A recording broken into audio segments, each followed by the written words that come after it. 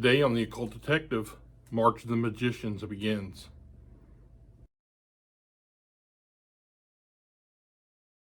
March of the Magicians is a booktube event in which we read tales written by the members of the Hermetic Order of the Golden Dawn.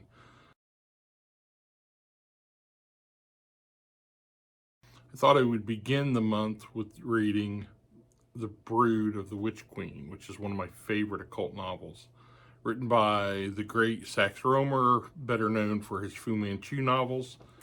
Rohmer was briefly a member of the Hermetic Order of the Golden Dawn. Some people believe that he may not even been a member, that he just claimed, that he was, in order to give credence to the occult fictions that he wrote. So it's hotly debated among, occult historians.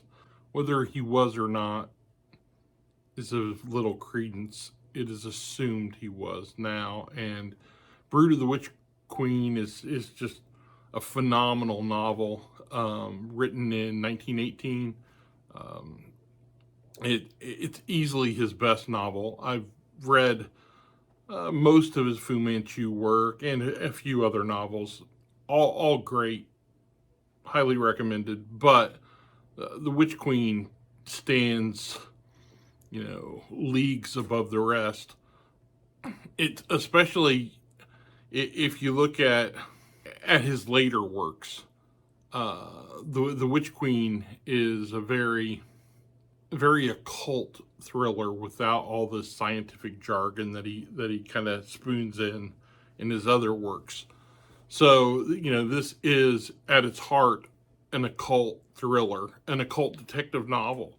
And the scenes in the Egyptian pyramid are just like so beautifully written. It's so claustrophobic, and so just there's an intensity that you don't get in a lot of occult thrillers, that just it really stands out, and it's just a fantastic book.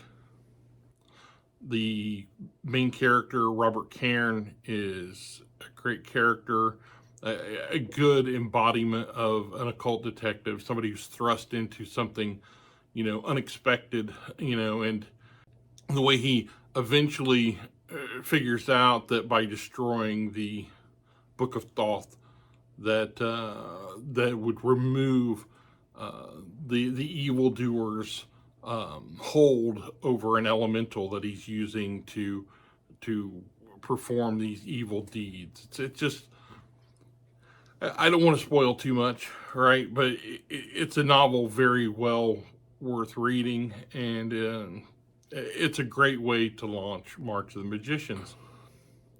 In the coming weeks, I will be reading Dion Fortune, Aleister Crowley, W.B. Yeats, Arthur Machen, Algernon Blackwood, and it's such a wealth of fascinating fictions that these real life magicians were able to churn out. And that's something very near and dear to me, somebody who has dabbled in the arcane arts himself and enjoys writing occult fiction. There's a lot of us that do so, and I see an intricate link between magic and creativity, and I think that's why so many magicians are writers and musicians and painters and the like. So there you have it. March of the Magicians begins. If you've not had the pleasure of reading Brood of the Witch Queen, I highly recommend it. You will not be sorry. That's all I have for you today, and we'll talk again real soon.